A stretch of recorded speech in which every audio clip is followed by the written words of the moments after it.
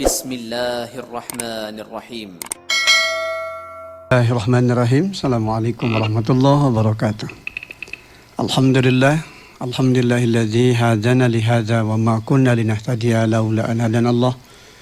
Asyhadu an la ilaha illallah wahdahu la syarikalah wa asyhadu anna Muhammadan abduhu wa rasuluhu la nabiyya ba'dah. Dengan rasa alhamdulillah senantiasa kita panjatkan puji dan syukur kita kehadirat Allah Subhanahu wa taala. Di kesempatan pagi hari ini, hari Selasa tanggal 8 Desember 2020, bertepatan dengan tanggal 23 Rabiul Akhir 1442 Hijrah. Seperti biasa di agenda pagi kita, Embun Pagi, mengawali hari dengan inspirasi dan ilmu. InsyaAllah kita akan senantiasa terus berbagi ilmu, berbagi pencerahan, menghadirkan kehidupan kita yang makin syarat dengan makna ibadah dan karya amal soleh. Sebuah titian kehidupan yang tentu saja akan senantiasa menghadirkan kemuliaan, keberkahan, bahkan ampunan insyaallah subhanahu wa ta'ala. Dari gelombang 102,3 FM Radio Rasi, dipancarluaskan dari Jalan Setiabudi nomor 19. InsyaAllah kita akan senantiasa menghadirkan setiap hari dari agenda pagi kita, Embun Pagi, dengan berbagai inspirasi dan ilmu dari apa yang tentu bisa kita dapatkan dari Al-Quran maupun Sunnah Rasulnya. Dengan rasa di kesempatan pagi hari ini insyaallah tema kita berhati-hatilah dengan kehidupan dunia. Berhati-hatilah dengan kehidupan dunia. Kita akan merujuk kepada apa yang Allah firmankan di dalam Al-Quran surah At-Taghabun, surah yang ke-64. Kita mulai dari ayat yang ke-11 insyaallah hingga ayat ke-18. Ya, surah At-Taghabun, surah yang ke-64. Dimulai pada ayat yang ke-11 hingga ayat ke-18. Kita akan bacakan dulu ayatnya ya. Dari ayat 11 hingga ayat ke-18. A'udzubillahi minasyaitonirrajim. Ma asaba min musibatin illa biidznillah. Wa may yu'min billahi yahdi qalbah. Wallahu bikulli syai'in alim. Tidak ada sesuatu musibah yang menimpa seseorang kecuali dengan izin Allah. Dan barang siapa beriman kepada Allah, niscaya Allah akan memberi petunjuk kepada hatinya, dan Allah Maha mengetahui segala sesuatu. Wa atiullaha wa atiur rasul fa in tawallaitum fa innama ala rasulinal balaghul mubin. Dan taatlah kepada Allah dan taatlah kepada Rasul. Jika kamu berpaling, maka sesungguhnya kewajiban Rasul kami hanyalah menyampaikan amanah Allah dengan terang. Allahu la ilaha illahu wa 'alallahi falyatawakkalul mu'minun. Dialah Allah, tidak ada Tuhan selain Dia, dan hendaklah orang-orang mukmin bertawakal kepada Allah. Ya ayyuhalladzina amanu inna min azwajikum wa auladikum aduwwan lakum fahdharuhum. Wa in ta'fu wa tasfahu wa taghfiru fa innallaha ghafurur rahim. Wahai orang-orang yang beriman, sesungguhnya di antara pasanganmu dan anak-anakmu ada yang akan menjadi musuh bagimu, maka berhati-hatilah kamu terhadap mereka. Dan jika kamu maafkan dan kamu santuni serta ampuni mereka, maka sungguh Allah Maha Pengampun lagi Maha Penyayang. Innama amwalukum wa auladukum fitnah, wallahu indahu ajrun azim. Sesungguhnya hartamu dan anak-anakmu hanyalah cobaan bagimu, dan di sisi Allah pahala yang besar. Fattakullah mastata'atum wasma'u wa ati'u wa anfiku khairul li anfusikum. Wa may yuqashuha nafsihi faulaika humul muflihun. Maka bertakwalah kamu kepada Allah menurut kesanggupanmu, dan dengarkanlah serta taatlah. Dan infakkanlah harta yang baik untukmu, dan barang siapa dijaga dirinya dari kekikiran, mereka itulah orang-orang yang beruntung. In tuqridullaha qardan hasana yudha'ifhu lakum wa yaghfir lakum wallahu syakurun alim. Jika kau minjamkan kepada Allah dengan pinjaman yang baik, niscaya Dia melipat gandakan balasan untukmu dan mengampuni kamu, dan Allah Maha mensyukuri lagi Maha penyantun. Alimul ghaibi wasyahadatil azizul hakim, yang mengetahui yang gaib dan yang nyata, yang maha perkasa lagi maha bijaksana.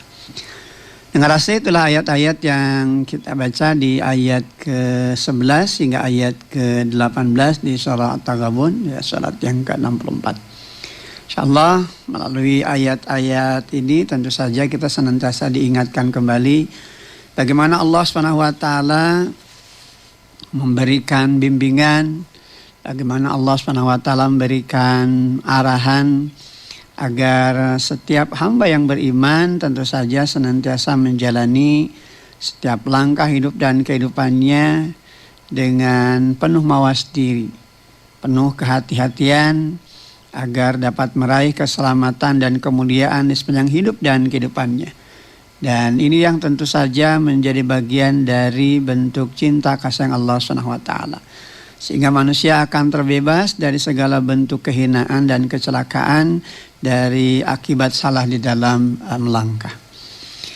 Dengan rasa melalui ayat-ayat ini juga tentu saja kita senantiasa diingatkan kembali oleh Allah SWT untuk mampu membuka dan memanfaatkan setiap peluang dan kesempatan terbaik agar setiap hamba yang meyakini kebenaran akan firman Allah SWT tentu saja benar-benar bisa mengoptimalkan setiap peluang dan kesempatan tersebut pada tujuan untuk meraih apa yang menjadi harapan dan cita-citanya yang mulia.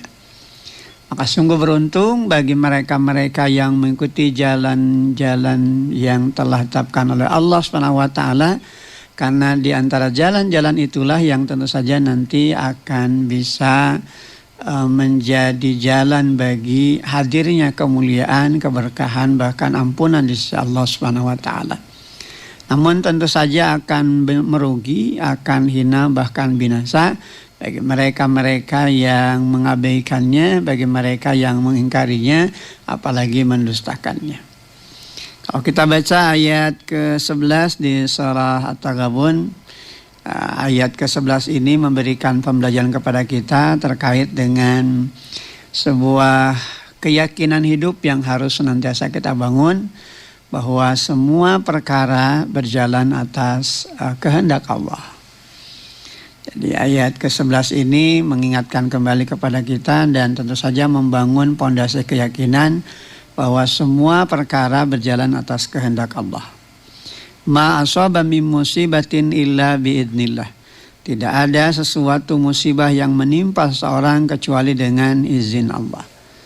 Berbagai peristiwa, berbagai hal dari perkara-perkara yang ada di muka bumi ini semua tentu berjalan atas kehendak Allah SWT. Termasuk wabah dan musibah dengan rasa yang hari ini masih hadir di tengah-tengah kita. Ini adalah bagian dari kehendak dari Allah SWT yang tentu saja memberikan banyak pembelajaran sebagai bentuk tarbiyah, pendidikan, agar kita makin menyadari akan segala bentuk kelemahan, akan segala bentuk kekurangan, bahkan kesalahan-kesalahan kita. Sehingga ada upaya bagi kita untuk melakukan perbaikan-perbaikan dari setiap kekurangan, dari setiap kelemahan, bahkan kesalahan-kesalahan yang kita lakukan. Oleh karena itu Allah SWT pula lah yang tentu nanti akan memberikan petunjuk, akan memberikan jalan keluar dari setiap musibah, dari setiap perkara-perkara yang ada di dalam kehidupan. Nah, termasuk wabah dan musibah ini, begitu kan? Allah SWT nanti akan memberikan petunjuk bagaimana jalan keluarnya, bagaimana kita bisa lepas dari itu semua, sampai kemudian tuntas dari segala permasalahan yang ada. Tentu saja harus dibarengi dengan kekuatan ikhtiar dan doa, dan tentu ini akan bisa menghadirkan petunjuk insya Allah SWT. Dilandasi tentu saja dengan ketaatan yang total kepada Allah SWT.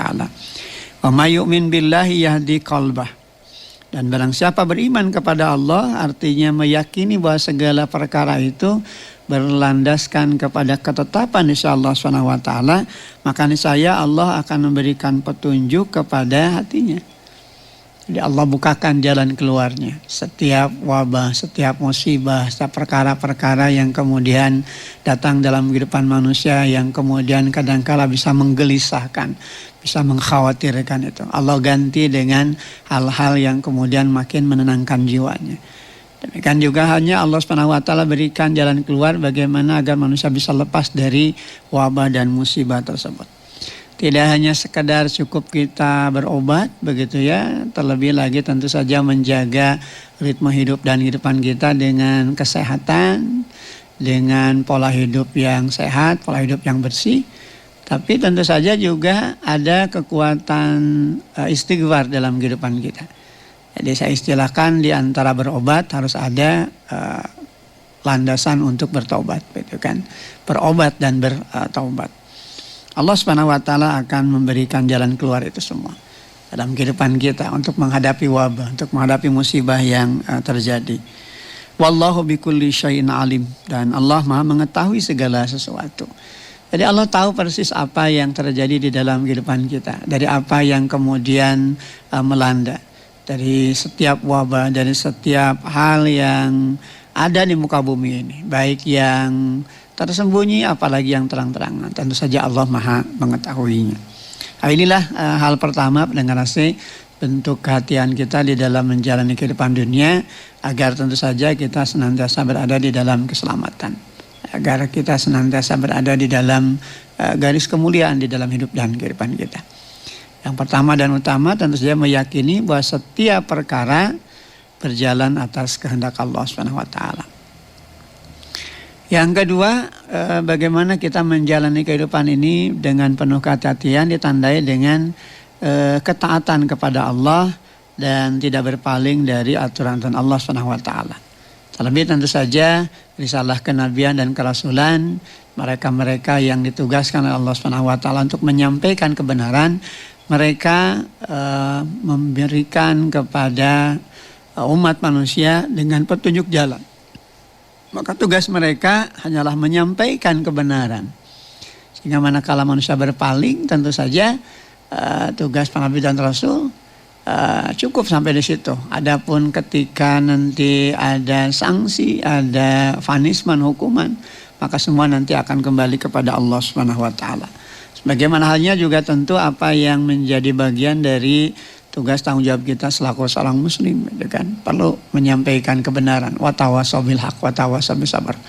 Jadi semangat untuk saling berwasiat ya di dalam menegakkan kebenaran dan wasiat mewasiati di dalam upaya untuk makin menjaga ritme hidup kita di dalam kesabaran.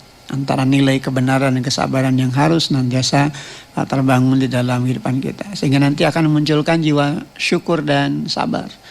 Bersyukur tatkala mendapatkan anugerah dari Allah SWT dan bersabar tatkala menghadapi perkara-perkara yang tidak menyenangkan. Nah, di ayat ke-12 Allah SWT ingatkan akan hal itu. Wa ati'ullah wa ati'ur rasul. Dan taatlah kepada Allah dan taatlah kepada Rasul. Fa in tawallaitum fa innama ala rasulinal balaghul mubin. Jika kamu berpaling, maka sungguhnya kewajiban Rasul kami hanyalah menyampaikan amanah Allah dengan terang. Jadi kalau berhadapan dengan perkara yang tidak menyenangkan, begitu kan, bisa jadi dibully, dicaci, dicerca, dimaki. Mereka yang menyampaikan kebenaran tidak usah jadi gelisah hati.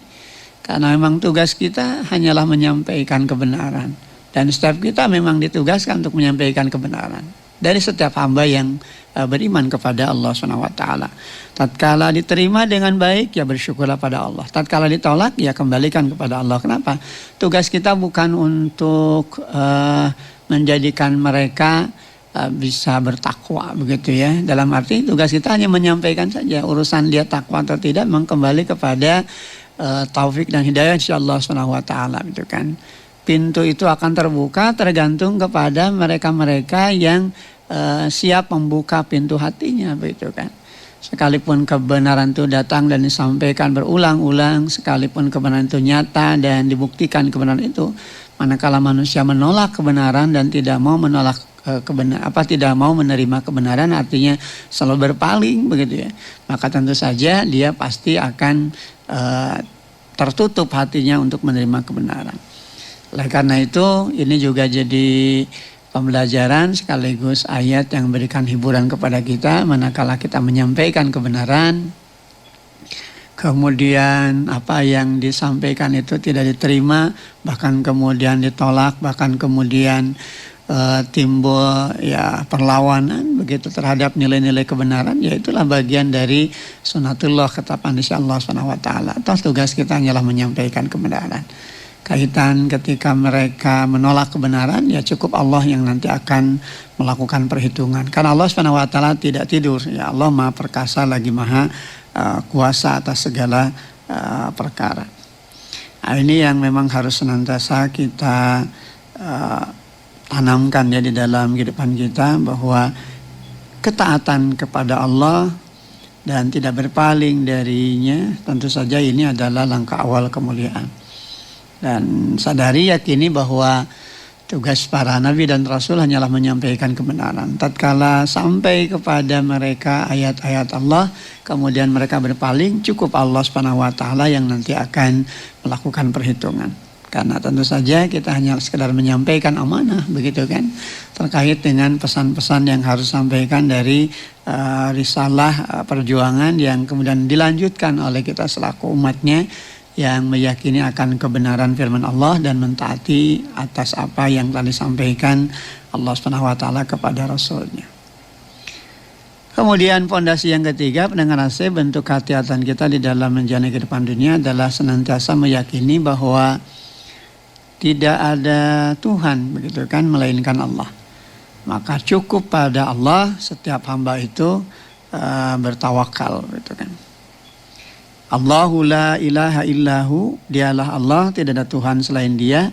Wa 'alallahi falyatawakkalul mu'minun, dan hendaklah orang-orang mukmin bertawakal kepada Allah.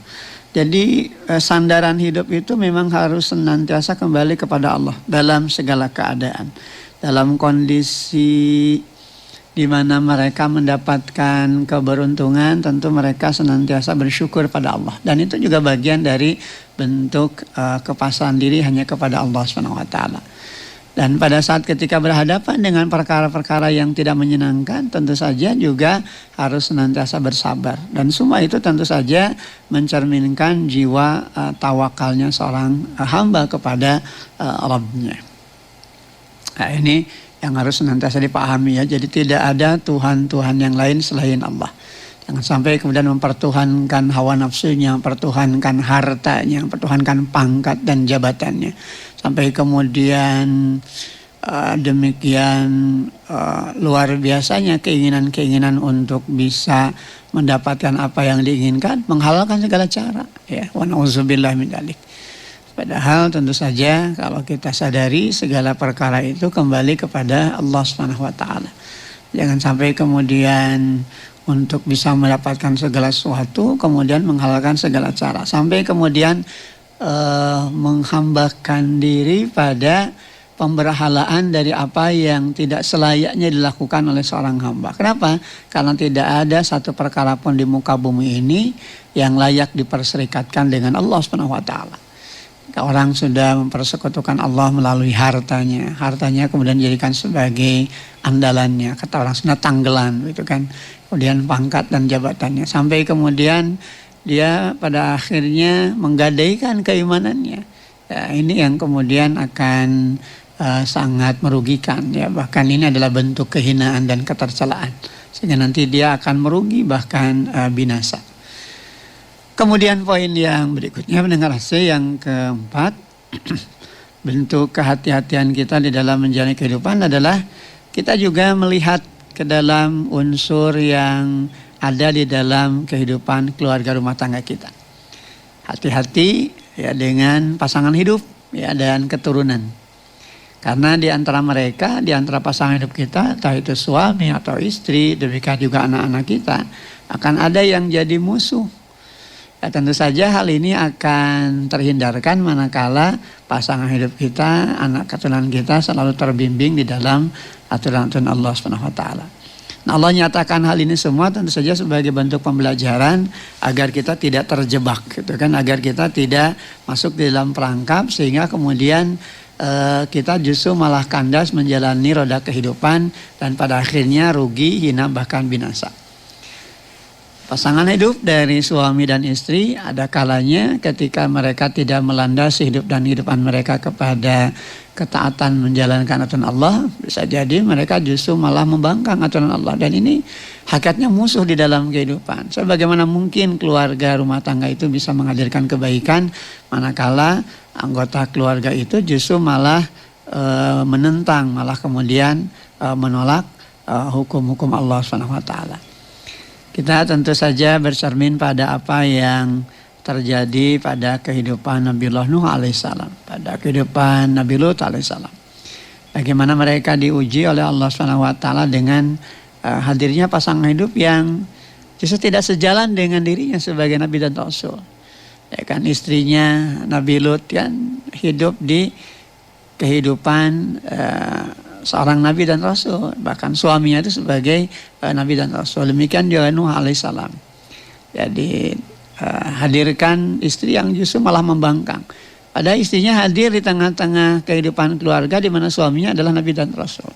Tapi memang itu tidak menjadi jaminan bahwa ternyata urusan taufik hidayah itu kembali hak prerogatif Allah, dan kemudian perjuangan yang bersangkutan untuk bisa menerima begitu ya nilai-nilai kebenaran.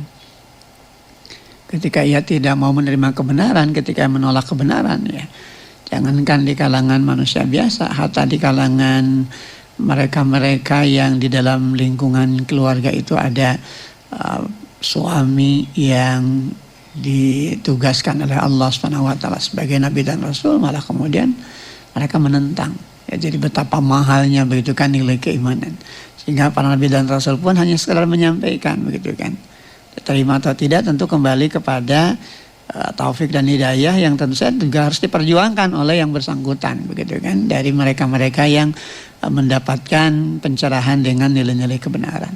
Maka bersyukurlah kita kepada Allah SWT tatkala kita menerima kebenaran dan meyakini bahwa aturan Allah itu adalah bagian dari jalan hidup yang akan memberikan kepada kita kemuliaan dan keberkahan. Berhati-hati dengan pasangan hidup, terlebih juga dengan anak-anak keturunan kita yang kemudian kalau kita salah di dalam mendidik bisa jadi musuh dalam kehidupan kita, menentang. Ya, tengoklah bagaimana juga di dalam kehidupan Nabi Nuh alaihissalam, salah satu di antara anaknya justru ada yang membangkang sampai kemudian ditenggelamkan oleh Allah SWT. Hal ini kan memberikan pembelajaran kepada kita bahwa ternyata tugas untuk mendidik itu memang tidak mudah ya, sebab mendidik itu tidak bisa mendadak gitu kan. Semua memerlukan proses-proses yang sangat luar biasa yang kemudian harus senantiasa dipertajam dengan fondasi keimanan. Tidak cukup hanya dengan melandasi pendidikan itu hanya dengan nilai akademik saja, betul kan? Hanya dengan gizi dan nutrisi secara lahiriah yang dipenuhi untuk kebutuhan fisiknya atau jasadnya saja. Tapi juga tentu harus ada kebutuhan untuk rohaninya gitu ya. Jadi bagaimana ditanamkan nilai-nilai akidah dan akhlak. Sebab manakala ini ditinggalkan, tentu saja nanti akan terjadi kebinasaan, akan jadi kehinaan, bahkan kerugian di dalam kehidupan. Karena itu tentu saja ini juga harus senantiasa diingatkan betul di dalam kehidupan keluarga rumah tangga kita, agar pasangan hidup kita, anak keturunan kita betul-betul sejalan dan seiring dengan apa yang menjadi harapan-harapan kita. Senantiasa kita ingatkan mereka untuk urusan ibadah, tidak pernah bosan-bosan kita mengingatkan. Kenapa? Sebab urusan ibadah itu berbeda dengan urusan-urusan kebendaan atau materi. Kalau urusan yang namanya fisik atau kebendaan, seorang anak tatkala dia lapar, merasakan lapar, dia pasti akan mencari sendiri.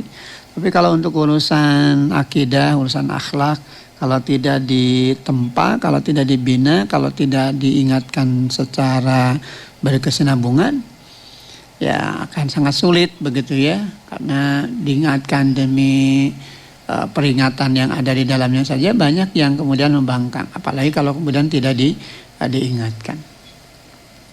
Nah kemudian poin yang kelima, pendengaran saya, bentuk kehati-hatian kita di dalam menjalani kehidupan itu adalah terkait juga dengan harta ya.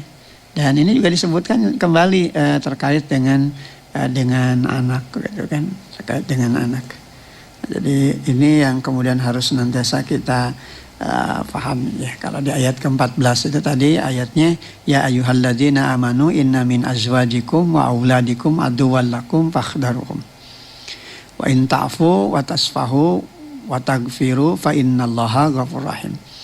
Wahai orang-orang beriman, sungguhnya di antara pasanganmu dan anak-anakmu ada yang menjadi musuh bagimu, maka berhati-hatilah kamu terhadap mereka, dan jika kamu maafkan dan kamu santuni serta ampuni mereka, maka sungguh Allah Maha Pengampun lagi Maha Penyayang.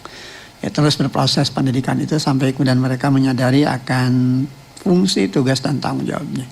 Dan yang kelima tentu saja terkait tadi dengan bagaimana kita harus waspada, hati-hati dengan urusan harta. Bahkan kemudian juga disebutkan lagi ini urusan anak. Terkait apa? Terkait dengan harta dan anak itu adalah ujian atau cobaan. Di ayat ke 15 ya, innama amwalukum wa auladukum fitnah. Sesungguhnya hartamu dan anak-anakmu hanyalah cobaan bagimu. Wallahu indahu ajrun azim, dan di sisi Allah pahala yang besar. Jadi manakala kita bisa melewatinya dengan pendidikan yang baik, harta digunakan untuk tujuan-tujuan kebenaran, maka tentu saja harta dan anak itu akan menjadi wasilah bagi hadirnya kemuliaan dan keberkahan di dalam hidup dan kehidupan. Harta tidak akan jadi sumber kecelakaan, tapi keselamatan. Tatkala harta itu digunakan untuk tujuan-tujuan menghadirkan keridhaan sisi Allah Subhanahu wa taala, untuk infak dan sedekah, untuk hal-hal yang tentu saja menghadirkan nilai-nilai kebaikan dalam kehidupan. Kemudian anak-anak yang hadir dalam kehidupan juga senantiasa dibangun pada tujuan-tujuan yang benar agar mereka menjadi generasi-generasi yang tangguh, generasi-generasi yang unggul, generasi-generasi yang soleh. Dan ini harus diwaspadai, jangan sampai harta dan anak itu justru malah menjadikan seseorang jadi lupa mengingat Allah. Sebab manakala itu terjadi, itu berarti kerugian yang luar biasa. Di ayat lain bahkan sebutkan seperti itu kan, bahwa jangan sampai urusan harta, urusan anak itu menjadikan seorang itu sampai lupa mengingat Allah. Sebab manakala dia sampai melupakan Allah, berarti itu adalah sebuah kerugian.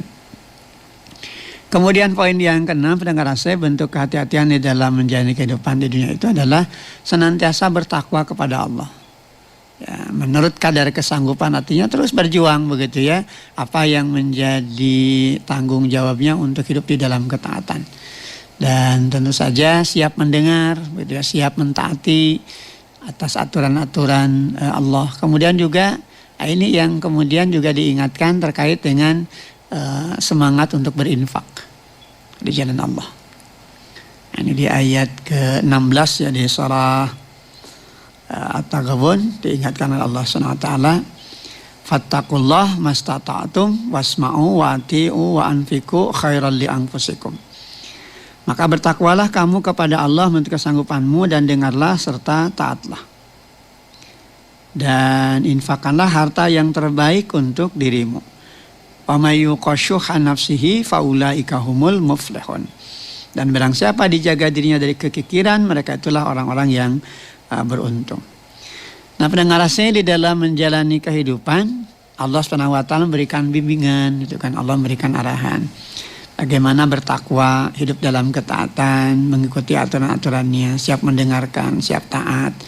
Kenapa? Karena sungguhnya Allah Subhanahu wa taala tidak akan memberikan beban kepada manusia itu di luar batas kesanggupannya. Makanya dalam kaitan kita bertakwa juga ada kalimat ya sesuai dengan kesanggupan begitu ya, mastata'tum, itu dalam arti terus berjuang.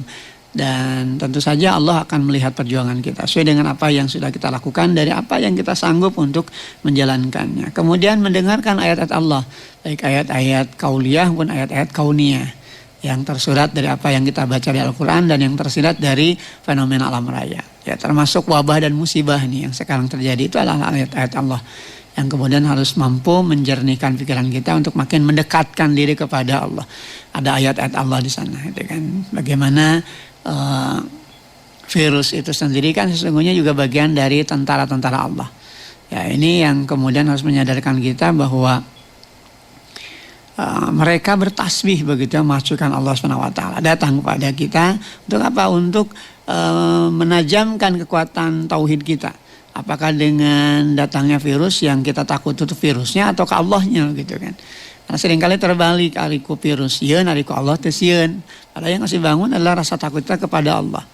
Ya, tentu saja ketika kita berhadapan dengan virus, kita juga tidak jumawa. Tentu kita juga menjaga diri dengan tetap melakukan protokol kesehatan yang harus kita jaga dari pola hidup kita yang bersih dan sehat. Tapi tentu saja ingat bahwa proses zikir kita kepada Allah, proses mengingat kita kepada Allah tidak boleh lepas, gitu kan? Karena bagaimanapun semua perkara kembali kepada Allah sesuai dengan apa yang tadi diungkapkan di poin yang pertama sekali, gitu kan? Bahwa apapun yang ada dalam kehidupan muka bumi ini semua tentu kembali kepada hukum-hukum Allah, kembali kepada aturan-aturan Allah SWT. Oleh karena itu seharusnya sepantasnya mereka bertakwa kepada Allah, kemudian dengan segenap kesanggupan dan kemampuannya siap mendengarkan dan siap berada dalam ketaatan. Kemudian juga dia tidak berlaku kikir begitu ya. Jadi apapun yang dijalani dalam kehidupan dunia ini betul-betul bisa menjadi sarana bagi dirinya untuk berinvestasi dalam Allah. Ketika dia punya harta, yakini harta itu bukan hanya miliknya dan bukan miliknya tapi titipan dari Allah yang diamanahkan kepada dirinya. Manakala itu dioptimalkan untuk tujuan-tujuan kemuliaan, ya kan? Digunakan untuk perjuangan di jalan Allah, kemudian diinfakkan kepada mereka-mereka yang membutuhkan, itu artinya akan memberikan kemuliaan dan memberikan pola pembiasaan yang nanti akan menghadirkan keberuntungan di dalam mengelola harta yang Allah titipkan kepada mereka. Nah, kemudian mendengar poin yang ke-7 terkait dengan bagaimana mensikapi hidup agar selalu berhati-hati di dalam kehidupan dunia ini adalah ini terkait dengan bagaimana Allah SWT memberikan janji dan harapan ya. Bila setiap hamba yang beriman meminjamkan apa yang terbaik di jalan Allah, gitu, maka Allah akan memuliakannya. Ini di ayat yang ke-17 ya. In tuqridullaha qardan hasana yudha'ifhu lakum wa yaghfir lakum wallahu syakurun halim. Jika kamu minjamkan kepada Allah dengan pinjaman yang baik, niscaya Dia melipat gandakan balasan untukmu dan mengampuni kamu. Dan Allah Maha mensyukuri lagi Maha penyantun.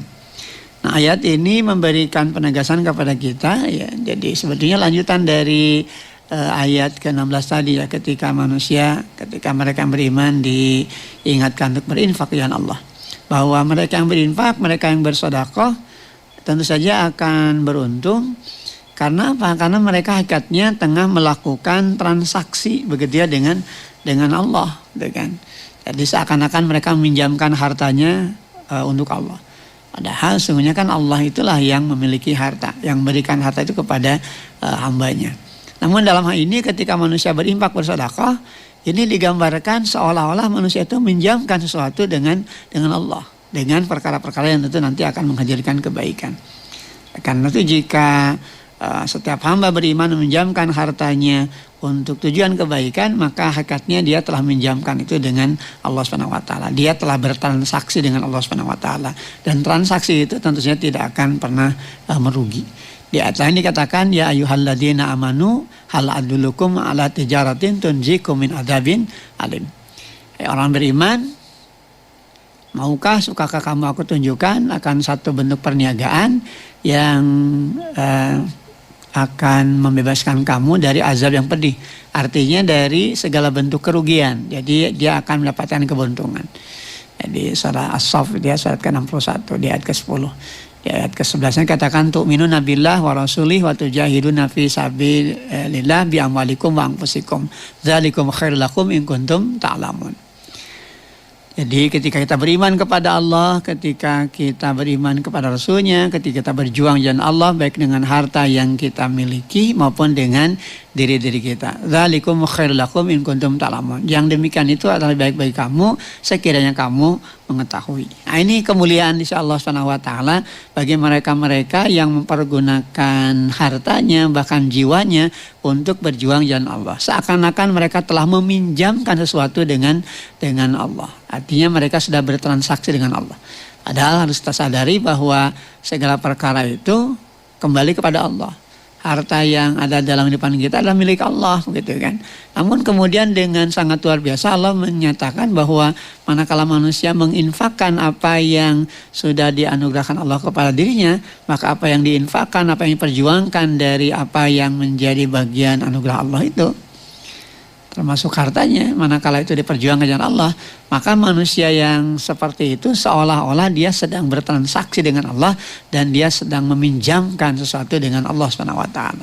Dan ini yang tentu saja menjadi gambaran kemuliaan di dalam kehidupan. Nah, pendengar AC, kemudian yang berikutnya pada poin yang ke-8 dan poin yang terakhir, ya, harus disadari, diyakini bahwa jalan keselamatan hidup di dunia ini ditandai ketika kita senantiasa meyakini bahwasanya Allah Subhanahu wa taala adalah zat yang Maha mengetahui segala perkara. Allah yang Maha perkasa, Allah pula yang Maha bijaksana. Nah, di ayat ke-18 ya, Alimul ghaibi wasyahadah Azizul Hakim. Yang mengetahui yang gaib dan yang nyata, yang Maha perkasa lagi Maha bijaksana, ya kan? Alimul ghaib wasyahadatil azizul hakim. Yang mengetahui yang gaib dan yang nyata, yang Maha perkasa lagi Maha bijaksana. Jadi Allah Maha mengetahui apapun yang ada di dalam kehidupan hambanya. Oleh karena itu inilah harus menjadi landasan bagi kita untuk selalu mewasti, untuk selalu berhati-hati. Jangan sampai berlaku aniaya, jangan sampai berlaku zolim, jangan sampai berlaku tidak adil begitu di dalam menjalani kehidupan. Karena semua nanti akan ada perhitungan. Allah Maha mengetahui kok segala perkara. Allah Maha perkasa, Allah Maha bijaksana. Allah nanti akan melakukan aturan hukumnya. Ketika manusia beranggapan bahwa dia bisa lepas dari hukum Allah, ketika dia beranggapan bahwa dia bisa mengelak dari aturan Allah, sesungguhnya hal itu adalah perkara yang mustahil. Kenapa? Karena tidak ada seorang pun yang bisa lepas dari pengawasan Allah SWT. Semua akan ada perhitungannya, semua akan ada balasannya. Oleh karena itu semua hal terkait dengan apa yang kita jalani dalam kehidupan hendaknya kita selalu berhati-hati. Sebab Allah Maha mengetahui segala perkara dalam kehidupan. Manusia berlaku zolim, manusia berlaku tidak adil, Allah tahu, begitu kan. Manusia melakukan kebohongan, Allah Maha tahu, ya. Dan kalaupun tadi ditutupi dengan berbagai cara dan upaya apapun, pada akhirnya itu akan terbongkar juga, begitu ya. Sehingga ini jangan sampai kemudian dianggap main-main, begitu ya, dalam kehidupan ini. Semua hal tentu akan kembali kepada kemahaperkasaan Allah dan kemahabijaksanaan Allah SWT. Allah yang Maha Perkasa, yang dengan kekuasaan yang tidak terbatas itu akan menentukan hisabnya, perhitungannya. Allah juga Maha bijaksana, karena dengan segala kelembutannya, dengan segenap kasih dan sayangnya, Allah SWT memberikan karunia kepada hamba-hambanya yang beriman, dari mereka-mereka yang tunduk patuh kepada aturan-aturan Allah SWT. Nah, pendengar saya, inilah 8 hal ya yang kemudian bisa kita cermati, yang kemudian menjadi inspirasi hidup bagi kita dari apa yang Allah firmankan di dalam surah At-Taghabun ayat 11 hingga ayat ke-18 terkait dengan bagaimana kita harus mawas diri, berhati-hati terkait dengan kehidupan dunia. Ditandai yang pertama ketika kita senantiasa yakin bahwa semua perkara berjalan atas kehendak Allah. Yang kedua, senantiasa meyakini bahwa ketaatan kepada Allah ini menjadi fondasi yang sangat penting. Dan jangan sampai kita berpaling. Adapun ketika Rasul menyampaikan kebenaran, mereka hanyalah menyampaikan kebenaran. Dan ini semua tentu saja perhitungannya kembali kepada Allah SWT. Tidak ada Tuhan melainkan Allah, maka cukup padanya setiap hamba itu bertawakal. Hati-hati menjalani kehidupan dari komunitas terkecil di dalam rumah tangga kita. Kalau di antara pasangan hidup kita, anak-anak kita juga ternyata ada yang akan jadi musuh yang kemudian harus kita waspadai. Manakala kita tidak melakukan proses yang benar untuk memberikan pendidikan dengan pendekatan akid dan akhlak yang kokoh, yang kuat, maka tentu ini akan menjadi bumerang dalam kehidupan kita. Berhati-hati dengan harta dan anak, di mana dia adalah ujian dan cobaan.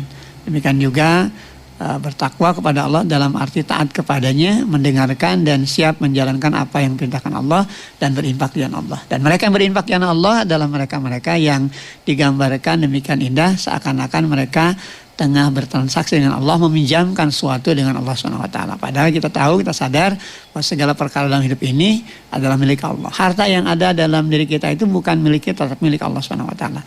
Namun manakala manusia yang beriman itu memanfaatkan hartanya untuk diinfakkan jalan Allah, maka seakan-akan dia sudah bertransaksi dengan Allah dan itu akan menghadirkan kemuliaan.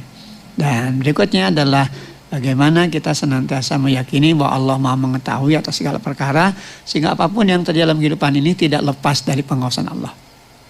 Maka semoga ini semua tentu makin memberikan penajaman kepada kita untuk makin berhati-hati, untuk makin mawas diri, betapa pentingnya kita menjalani kehidupan ini dengan senantiasa bersandar kepada aturan-aturan Allah Subhanahu wa taala. Dengan rasa kita berada di penghujung acara kita pagi, mudah-mudahan apa yang dipaparkan senantiasa menjadi ilmu, senantiasa menjadi inspirasi, kita mampu mengamalkannya dalam kehidupan sehingga insya Allah akan hadir kemuliaan dan keberkahan bahkan ampunan di dalam hidup dan kehidupan kita. Terima kasih atas segala perhatian, mohon maaf atas segala kurangan. Rabbana atina fid dunya hasanah wa fil akhirati hasanah wa qina adzabannar. Subhana rabbika rabbil izzati amma yasifun wa salamun alal mursalin walhamdulillahi rabbil alamin. Assalamualaikum warahmatullahi wabarakatuh. Alhamdulillah